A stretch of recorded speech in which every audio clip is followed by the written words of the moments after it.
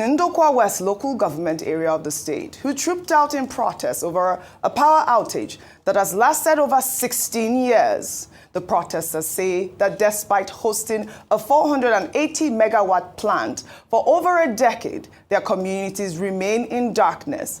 They are demanding that the Independent Power Plant in Okpai set up its electricity supply to their communities. The protesters barricaded the Ughelli-Asaba expressway, carrying placards with messages like, "Light Up Ndokwa Nation," and "Electricity in Ndokwa land, enough is enough." Let's take a look. From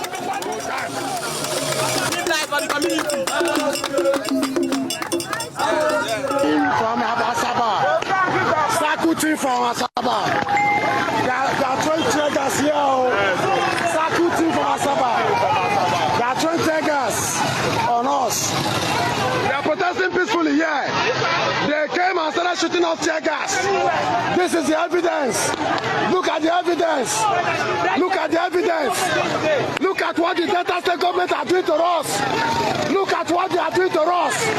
Look at the evidence. This is tear gas. Saku's team.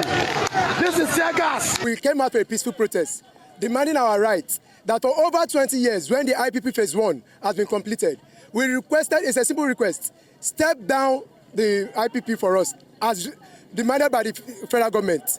We are not here to destroy any person's property. We are not here for a violent protest. But as you can all see, the police have started shooting, even both tear gas and live ammunitions at peaceful protesters. And we've been peaceful, no destruction of lives and property. But what we are seeing now is the army and the police have turned it to a violent protest. Federal government have been marginalizing this environment. The 3 local government arms of Ndokwa Nation, both in multinational and indigenous, they have been adamant to our plight. We are here to fight for Ndokwa Nation. We want light. Light number 1. They're right. I mean, I am so disappointed in the police force, and I'm sure that the police in that area are from Ndokwa. 16 years of no light, and you dare fire tear gas at peaceful protesters. These protesters say that despite the Okpai IPP supplying power to over 9 other states, including Abuja, the Ndokwa Nation remains in darkness. I did, over the weekend on Sunday, June 8th, interview the Deputy Governor of Delta State, John Onyeme. On the Sunday morning show, he said that the government is working in collaboration with BEDC to ensure that electricity will be restored within 2 months. Let's take a snippet of that interview. As I'm talking to you, I have promised the contractors of BEDC that from Tuesday, after the public holiday of Monday, they will get an advance from me, from government, to go and kickstart that job. We are sure that within the next 1 or 2 months, electricity will be restored. We have also agreed to pay, as agreed with them, a portion of that areas of what they were owing, or what our people were owing. I would like to hold you to account. You have promised here that within the next 2 months, the people of Ndokwa will have electricity. Is that what I'm holding onto right now? Yes, you can hold me to that.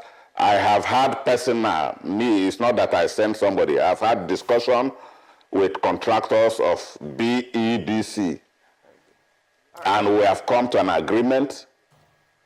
We've costed what it would take, and we have come to an agreement. And my governor has given me the go-ahead to implement. Thank you. And I'm going ahead to implement.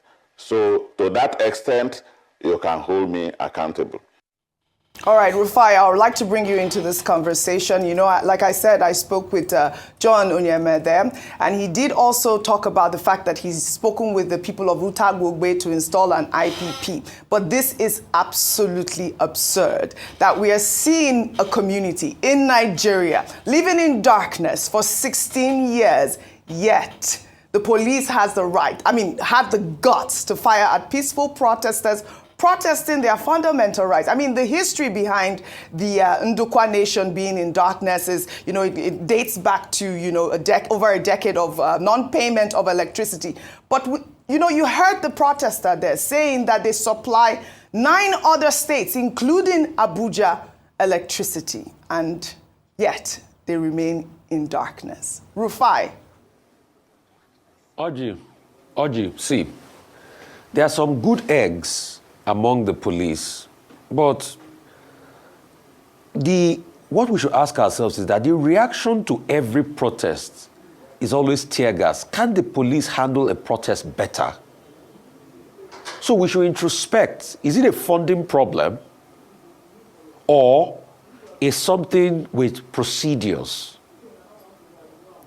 Secondly, Oji, I've been to that area. In fact, you took me to around Ndokwa when we went for funerals of our great mother. Oji, is Ndokwa an oil-producing area or not? Of course it is, Rufai. Of course it is. So this is what Ndokwa gets for being an oil-producing area and an area that houses an electricity plant and they don't have access to power. And when the people speak up, you tear gas them, you are saying they are causing disorder. So what do people even benefit from being Nigerians?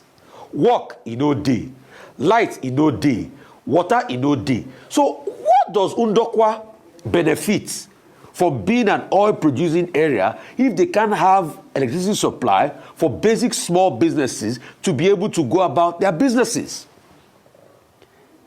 So when a lot of people are shouting that there's inequality in this country, they will say, no, you don't say that, you don't like the government. They will abuse you and say, oh, Rufai, your mouth is too big.